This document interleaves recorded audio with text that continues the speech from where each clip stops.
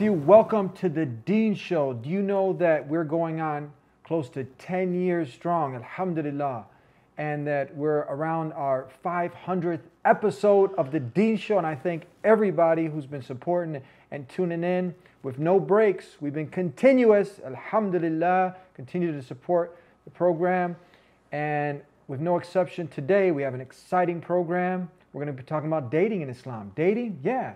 Didn't you know that? The halal dating way, that you set a date and you meet the mahram and you tie the knot. But what's stopping people from tying the knot in today's day and age? It used to be a time it was quite simple. Nikah, very easy process, very quick too. But there's a big dilemma now. Somebody is here in the studio that is on the ground at the meet and greets, a coordinator who's going to be giving us the insight, his insight here on the Deen Show when we come back so we can benefit. And hopefully we can solve some of these dilemmas that we're having and people can end up tying a knot in a halal way. We'll see you in a second. Don't go anywhere. We'll be right back. This is the Deen Show.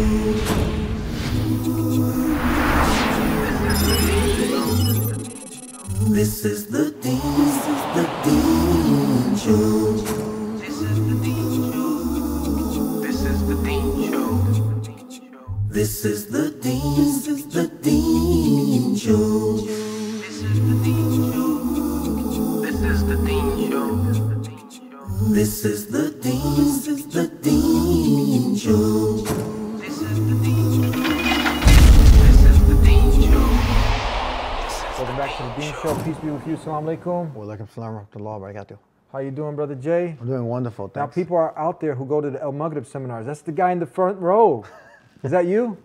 Sometimes. So you attend frequently all of the Maghrib seminars? Yeah, I'm working towards getting a bachelor's degree, inshallah, in the next year and a half. You want to give Al Maghrib a plug? Yeah, What's Al Maghrib? Some people are like, what is this? Al Maghrib is an institute that gives you basic knowledge on Islam in a very interactive, fun, educational manner, and I've been actively involved for the last 2 years, traveling all over the country. You got a sheikh, good sheikh coming in, Sheikh Walid Basuni. He's got fiqh fasting that's coming up now, isn't it? Yes, in 3 days. In 3 days? Friday, yeah. Hopefully this will be out before then. People can benefit. Now, people are like, okay, I mentioned tying the knot. I mentioned the halal dating, set a date, meet the mahram, meet and greet. You're a part of, you're a Chicago coordinator. We see you at the events where they have the Hafar Deen with Baba Ali. You know Baba? Yes, I know Baba Ali. I work with the people that they have that come in. Yeah. So I'm the Chicago contact for Hafar Deen. I've been helping out for the last 3 years. So whenever they have an on-site event, typically once or twice a year, I help with anything they need, advertising, marketing, anything for the Chicago location. Now, what is Hafar Deen? What is this? Because we know Hafar Deen is to complete the faith. What is this organization trying to do? So Hafar Deen has two main components to it. I'm not the expert or the one running the show. I'm supporting the Chicago contact. But basically they have two things. They have the on-site matrimonial site where people pay monthly to post their profile. And then if anyone's interested in them, they will communicate online, and it's protected and private. And Baba Ali has created that, and based on what he's seen in the past, he's tried to make it excellent and perfect the matrimonial scene. Yeah. And then they have the second component, which I'm a part of when it comes to Chicago, which is the on-site where we have people meeting and greeting from all over the country, sometimes the world. They come into Chicago, and we try to have equal number of men and equal number of women. Let's just say 60-60, and then we do interactive questioning, deal breaker questions, and making a little bit game interactive, and something more than what they do, which a lot of matrimonials do, which is a major mistake, which is called speed dating. So we don't do that. It's more they talk, they get to know each other in a halal environment. And then men will move from table to table so that they're able to meet as many opposite potential matches as possible. So tell us now, what is going? We know that many people, they want to get married, and one of the wisdoms behind marriage is to protect society, protect yourself, because it's natural to be attracted to the opposite gender and to come together in a way that's acceptable by the Creator, because we know all of this, the ramifications when people go out and they become promiscuous and immorality takes over, and the society gets destroyed. So this organization and yourself, you're trying to help facilitate men and women coming together in the pure way, in marriage. So how do you see now, being on the ground, when people come to these meet and greets, what's the success rate? I don't have the exact success rate, but I know that there's been the last few events I've helped out. There's been a few people that were able to get engaged. I think there's 1 or 2 that were able to get married, which is not bad for a small meet and greet sessions that they've had. But the issue I'm seeing a lot of times is that people are not preparing for marriage. They're jumping into it without getting the proper knowledge and resources to be able to find somebody and then staying married. Okay, there's something we got to take a break, but we really want to get into some, we want to keep it real and get into some things that you've seen that are hindering people from getting married. One of them is pursuit of education, and a woman or man, they end up getting past their prime, and then that's it, you miss the boat. And then there's all sorts of other things along with this that we're going to be covering that we can hopefully dissect and give some practical solutions here with Brother Jay on The Dean Show. Don't go anywhere. Please subscribe to The Dean Show. Follow us on our official Facebook and Twitter pages in the links below. Please also help support The Dean Show by making a donation in the link below. Welcome back to The Dean Show. And you mentioned one thing, not being prepared, just jumping in blindly, right? Yes. You don't, how come, why do you think most of the time when we take something seriously, be a job, you prepare for a test, you prepare for it, but you're saying that you're seeing that most people aren't preparing themselves for this great endeavor? Yeah, it kind of confuses me a little bit because, yeah, exactly what you said. When somebody wants a job, they'll do everything, get the education, and they'll prepare for interviews, and they'll ask people on LinkedIn or whatever, hey, help me get a job. So what I'm seeing a lot of times is when people want to get married, they're getting married for the sake of getting married because everyone's telling them, oh, it's time to get married. When they do choose to get married, they're just doing it, and there's not preparation. And I think that's part of the responsibility that we have. But I think the other component is our leaders in the Muslim community. They're not. They're starting to create the resources now in the seminars, but still there's a big lack that they're not creating pre-marriage workshops, counseling sessions, and so forth. That there's more of a reaction that when people do get divorced, the leaders will get a little bit more involved. But prior to that, like being more preemptive, there's not enough support there, and then people are not reaching out and pushing for the demand so our leaders can step up and meet that demand. So it's not like just jump out of a plane and I'll figure it out, or get to the airport and then you don't have your visa stamp. You're not going, I mean, I'll figure it out when I get there. No. Exactly. There's no planning, and it's just like, okay, if I get married, all my problems are going to be resolved, and that's just not realistic. Yeah. Or you pick up a lot of bad habits from your parents, possibly. Maybe dad treated mom right, mom was terrorizing dad, or dad was terrorizing mom. Exactly. Bad akhlaq, bad character, and now you just pick up those traits and think you got it, but no, you got to fix those up according to the Deen. Exactly. I mean, my specialty is emotional intelligence and self-development, and using those skills that I've gained over the last 15 years, I've realized that people, they are taking their mom and the marriage, our parents, I mean, let's just say I love my mom and dad, and there, there's no one else that I'd want to be my mom and dad. But the fact of the matter is, many of our mom and dads are first-generation immigrants from different countries, and they may not always have the education and the wisdom to teach us how to get married in this country. So it's a brand new experience for us and them, and they're just trying to survive being in this country, not giving us the skills that we need beyond our food, water, and shelter. Yeah, no doubt. Probably most people pick up some good things, but there's a lot of bad baggage now that we need to go ahead and test with the Deen, if it's and that requires continuous education. Exactly. Right? Like anything we do. Tell us now, another thing is brothers you mentioned a lot of brothers getting cold feet, running away from marriage, and women, what did you mean missing their prime? Yeah, so for men, what I've experienced is many men are, if men choose to get married, they go for it, and that's the minority. But the majority of men, what they're doing is they're scared of commitment, or there's this thing where if there's somebody that's interested in them, or they're being pushed say, hey, you know, this girl might be good for you. They have this mentality where the grass is greener on the other side, that there's something better out, so they'll wait, or they're fearing commitment because, you know, they're not making enough money, they haven't gone to college, or if they do go to college, they haven't finished college, or they don't have a business or some sort of skill to make enough money. There's a lot of pressure on them to financially provide. So there's that fear of financial stability, the lack of it, and then there's that fear that if I choose this person, what if I want somebody else? Or what if somebody else is better for me 5 years down the line? So there's that fear of committing to somebody and potentially being trapped or cornered and like, oh, I can't they second guess themselves. So there's this emotional immaturity with a lot of men that a lot of women are complaining about, that I see as one of the top reasons why men are not getting married or committing to getting married. So you see men are scared of commitment? They're scared of commitment, and they're and it's like one of those biggest secrets that they have out there that they're not sharing. They'll use any excuse or say anything, but really it's a fear of commitment.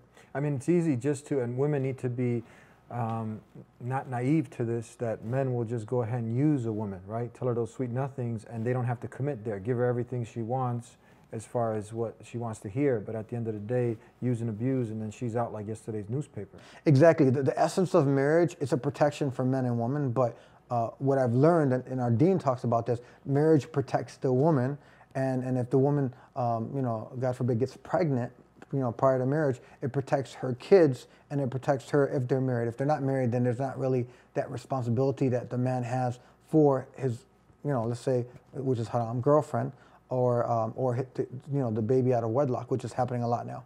That's happening a lot, and even in our community. Yeah, and that's the worst thing a woman could do now. Not to say it's the end of the world. I mean, God Almighty, Allah is the most merciful and forgiving, but one of the worst things either can do, men or women, is to go ahead and give this special thing up before marriage. Exactly. And you have a lot of predators out there, you know, and women are just so fragile, that fragile vessel. Marriage, it's really beautiful. It safeguards that woman's chastity, the man's chastity, but really the woman, you know, from falling into something, and then at the end of the day, now it becomes even harder. Do you see a lot of women now, because it's sad to say, most of the times men will look at it as a stud, you know, if he's not in Islam, but just in the culture. If he's dating multiple women, he's the Hugh Hefner. But women, now it's even changing. Women are trying to imitate men and be like, you know, the man, and they'll just hop around from different partners.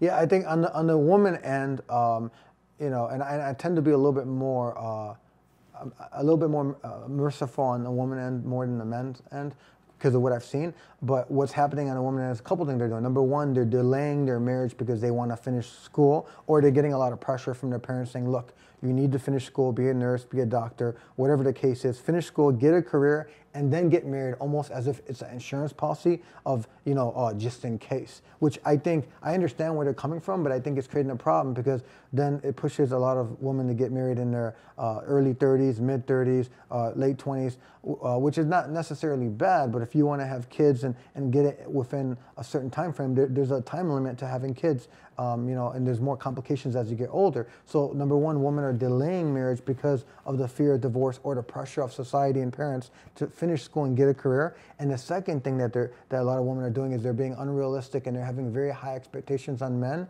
and they're having these unrealistic expectations that less than 1% of men can fulfill. So it puts them in a situation where they delay their marriage much longer than they need to. SubhanAllah. SubhanAllah. So much to talk about. We're going to get back with some stories, some real stories, and we're going to go elaborate on what's this prime thing, you know, with women that we're hearing. Again, all in the essence of benefiting, so we can go ahead and change and alter some of the things that we're doing so we can have a better result tomorrow. More with Brother Jay here on The Dean Show. Don't go anywhere. We'll be right back. Please subscribe to The Dean Show. Follow us on our official Facebook and Twitter pages in the links below. Please also help support The Dean Show by making a donation in the link below. Back here on The Dean Show, and when I opened up, I talked about dating. People are like, what? Dating in Islam? Yeah, set up a date, meet the mahram, do everything the right way. But no, we got true stories. You know, I'm talking to a brother, and he says, look, he's been dating this girl for years. He loves her. I said, man, why don't you just marry her, right? He said, my mom will kill me because she's not yet Muslim. I said, oh man, talk to her about the deen, right? Enrich her. with the purpose of life. And from here, I mean, you could be getting paid for it, meaning with barakah, meaning with the blessings, but you're doing it in the haram way, not the halal way. And then I mentioned to him, I said, look, you're not questioning your mom's going to kill you, I guess, because she's not from the same region, maybe Palestine or whatever the case, or she's not from the same town, tribe. So I said, look, you wouldn't ask your mom when you want to go do something haram, when you want to do something that's displeasing to the Creator, you don't get her permission. But why people, they go ahead and now they need their permission to do something halal? Doesn't make sense. Yeah, it doesn't.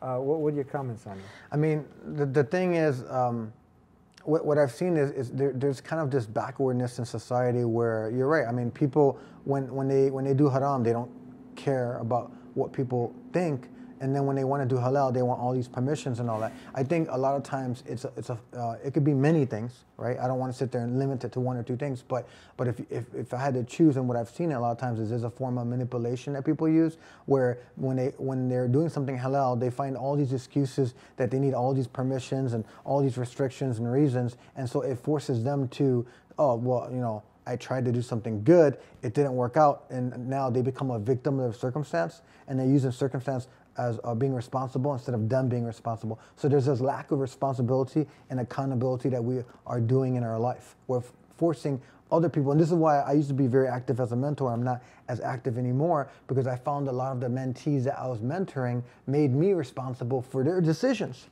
You know, after I was like, what do you want to do? And they'll do a decision, and then if it doesn't work out or not the way they want to, they'll blame me. And so a lot of times there's this blame society. Yeah, talk about this prime. I mean, it's a reality that now, it's a sad reality, but we're keeping it real here, that say a woman, she spent her whole life chasing a career, and now she's, you know, 28, 29, 30 and above, and you see this live now, you're there at the sessions, that men, they overlook this one. Why? Because they say she's past her prime. What does that mean? Yeah, I think what happens is there's just fear on both ends. You know, on the guy's end, there's that commitment, and then on the female end, they're like, okay, well, you know, they're second guessing themselves. So I think that I think both sides, men and women, what happens is men will manipulate the situation by not committing or finding reasons not to commit, and then women will find reasons, well, this guy's not good enough, or they'll find a reason where he's not religious enough, or he's not a scholar or a sheikh, which very few of the men are, or saying, well, I need to finish my degree because what if it doesn't work out? So they don't commit. So there's a manipulation going on both ends, where they're playing a game saying it's your fault, but really they're not taking accountabilities for their decisions and commitments, or even choosing to, you know, complete half their deen. Yeah. So what happens now? Like for the woman, we talked about the men, who she's just, you know, parents are also pushing education. At the end of the day, now she's finished all her education, and we're seeing this now. She can't get married. Yeah. What's happening a lot of times, and a lot of the women don't realize this, is when the men are ready to get married. Let's just say they're 32 years old, right? And they're ready to get married. A lot of the men, realistically speaking, they're looking for females who are ready to get married at 25, 26, or so forth. So a lot of these other females who might have taken longer to get their education or wanted to be a doctor, whatever the case is, they're hitting their mid-30s, or even late 20s, mid-30s, early 30s. And so there's a lot more women who are the women who want to get married. They're much younger, they're in college, whatever, and they're trying to get married. And I've seen this, like recently, one of the matrimonial on-site locations, where there was a girl that came in, she was ready to get married, she was second, third year in college, she was 20 years old, and there were like at least 10 men waiting in line to talk to her. And then I saw a lot of these other females who finished their degree, they're in their career, they're very successful from a worldly dunya point of view, and they have like no guy talking to them. Mm-hmm. And I think that's, you know, like this young 20-year-old girl, she was emotionally mature enough to realize, look, you know, I'm going to finish my degree, but I want to find somebody too, and it's going to take time. And so she was able to get engaged. As far as I know now, she's on the you know, stage of getting married. And then these other females, from what I've seen, many of them still haven't been able to even find a person. If they do, it's somebody like much senior than them, or somebody from a different country. Yeah, we're seeing it's really growing in the UK. This problem it's growing. It's not decreasing. Where the woman has chased her career, and there's nothing wrong. Obviously, Islam encourages that. But at the same time, I mean, half our deen is marriage. So now this dilemma happens. The woman can't. They say, and I know this is very sensitive for some people, but the reality on the ground is something that we need to know. But Islam alters. We see in the UK that now these women they're actually requesting they want the sheikhs, the leaders, to advocate for them to call out these other brothers, because this is actually a mercy for the women. That now the only one who's going to step up are the real men, the men who are already, have a family, okay, to take on another responsibility. Otherwise, to protect these women from falling into zina and other things that can destroy their deen. Yeah, I mean, I see it happening a lot. I mean, a couple quick things I want to say about that. Number one, I know in America you're only allowed to marry one wife, and I'm married to one wife. I'm happily married. I'm not considering for myself personally to marry more than the one wife I have. But I think in certain situations that possibly, like in the UK where there's a lot more females, or even certain parts of America where there's a lot more females than men, I can see, as long as it's not going against the local law, that there's a way to kind of bridge the gap. I mean, even with non-Muslims, they say in New York there's 1 million more females than men, more women than men. And so I think that it's becoming a huge epidemic with that, and also many men who are interested in only men, homosexuals and all that stuff. There's less men available for these women who are available age group to get married. So I think there's an epidemic all over. There's many ways to look at options to resolve this, and that could be one, possibly. Yeah, we know in Islam it's clear, Christianity is clear, Judaism, husband and wife, man and woman come together to raise a healthy family. And this alternative, actually, have you heard of this? And it's interesting that you have the not yet Muslims out there who've actually taken this. Have you heard of this show, Sister Wives? Sister Wives. We're going to go to a clip real quick, let the people know what we're talking about. You're about to meet a man who has 4 wives, and they'll all say they're one big, happy family. And next here tonight, the news about polygamy and whether a man can live with more than one wife. To be clear, it's absolutely illegal in this country to have a marriage license with more than one person at one time. But a big court decision coming out of Utah seems to say it's okay if you just skip the official piece of paper. We're not talking about this. What does it mean for these girls to be your girlfriends? We're talking about this. I believe in living this lifestyle. We know them as reality TV stars on the hit show Sister Wives. I wouldn't want anything else. But now Hollywood's most famous polygamists have taken on a new, unlikely role as legal crusaders, embroiled in a courtroom fight over the fate of polygamy. Are you prepared to take this all the way to the Supreme Court if you have to? Absolutely. It is an epic battle. Cody Brown and all those wives, Mary, Janelle, Robin, and Christine, against the state of Utah. We're moving so we can stay a family. We're going to move in 3 days. After the family flaunted their plural lifestyle on TV, authorities went after them, and the Browns fled Utah for Nevada. It's brain damage to move this group. Then they sued, claiming a First Amendment right to live how they want to live. It was really an issue of freedom of expression, freedom of love. Anybody should be able to organize their family according to how they choose. And they won the first American polygamy ruling in more than 130 years. A federal judge siding with them in December, declaring a key part of Utah's polygamy law unconstitutional. Cody Brown can openly live with his wives just as long as there is only one marriage license. And Cody is only legally married to Mary Brown. The others are his spiritual wives. It's nice, though, to not have the word felon attached to our names. Thousands of people living plural marriage in Utah now are free. So in this clip, you saw that now they actually went to the court and actually won the case. While they've been public about their lifestyle for some time, they've always worried that Joe could face arrest under the state's anti-polygamy laws. But in December, that became less likely. A federal judge ruled that a law banning unlawful cohabitation goes against the right to freedom of religion. While the main branch of the Mormon faith banned polygamy in the 1890s, the Dagas are members of one of the offshoots that continue the practice. As long as it's adults freely choosing what they want, then I don't feel like it would be my place to tell somebody else you can't choose to love who you love. I think you're going to start seeing more people like us become more public. I've had many of our friends and relatives that have said, you know, I could just tell people at work who I am now. Regarding this, and they got this gentleman, he's got four families that he's taking care of. So this is actually a mercy. This is 28-year-old Isaiah and his 2 wives, 28-year-old Marlene and 20-year-old Becca. So you two have been married for how long? 10 years. 10 years. And you two have been married for how long? Us 3 have been married for about a year and a half. Thank you for pointing that out. Marlene and Isaiah married young. Both were only 18, but committed to living in a plural marriage. If Isaiah would have told me that he didn't want this before we got married, I wouldn't have married him. Vice versa. After 8 years of living in monogamy, they were joined by a second wife, Becca. So what happened with you, Becca? One day I was in church, and I was sitting with my sister Sharon, and I saw him walk through the door. I had a feeling just come over me, and I turned to Sharon and I said, yeah, that's who I feel like I belong to.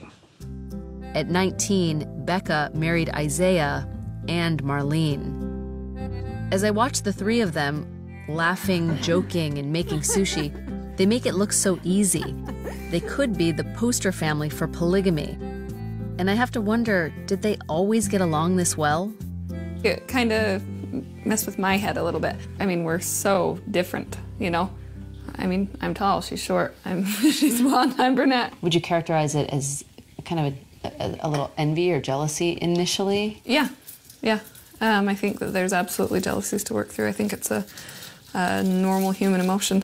You know, we ask people, what other solution do you have? You can't look at it from sharing your man aspect.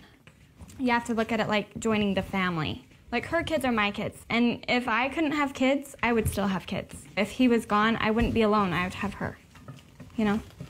And so it's a lot more than just being jealous over your man, you know? Because that's nothing compared to what you have. For this growing epidemic. If it is for me, and if I'm willing to do that, I feel like I have every right. You need to watch over, protect us. As far as just our interaction, the kids have all been raised all together as a family, and they just interact really well together. They're siblings and they love each other, and I don't know, it just works really well. This young family has redefined what a happy marriage can look like. Oh, I really do love her. She treats me like a wife, you know? She wants the same for me that she wants for herself. And I don't know, she's a huge blessing. You talk about 1 million extra here, and this is we got to do maybe another show if people would like to see us talk more about this. So here it goes. I'm coming back from an event a few months ago.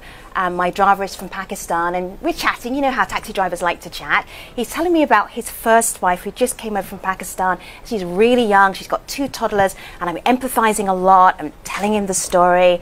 About, you know, she just needs to integrate. She needs to get more friends and chat. And so we get on very, very well. The very end of the journey, so we get back to my house in Brooklyn, he says, would you like to be my second wife?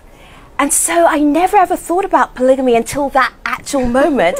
And the trouble is, he was so incredibly good looking that I actually considered it. Let us know. But at the end of the day, now we're almost out of time. What else have you seen that you think is something that is relevant now that we can people can benefit from your experience? If you pray 5 times a day and you wear a hijab and you think that's important, and then you marry a man that doesn't want you to wear a hijab and wants you to just stay home and to not do anything, you have to marry someone that's within your religious level. If you pray 5 times a day, marry someone that prays 5 times a day and or willing to learn to pray 5 times a day. Thank you very much for being with us. Assalamualaikum. And there you have it from someone on the ground at the Meet and Greets coordinator for Half-Hour Deen here in Chicago. And when you have a connection with the one who created you, your maker, the one who sustained you, takes care of you, want to please him, half your deen is completed. So you didn't get permission now to go ahead and do the haram, to do the things that are displeasing to the creator. Now when you want to do some halal, take the necessary steps and go ahead and achieve it. And don't let anyone stand in your way. As long as you're doing the right, taking the right course of action, and you're doing it to please your creator. And this is the way that you please your creator, is completing half of your deen. Stay away from the dating of your coworker at work, and you're monkeying around, messing around, and at the end of the day, you're having fun in the wrong way, But now, when it comes to protecting your chastity, your deen, what? You're throwing everything, all these morals and all the teachings out of the window. Don't let that happen to you. Don't get tripped and trapped by the pimp shaitan, the biggest pimp. Look to do it the right way, and hopefully you got the benefit from someone on the ground. And inshallah, you tune in every week here to the Deen Show. Subscribe if you haven't already. We'll see you next time. Until then, peace be with you.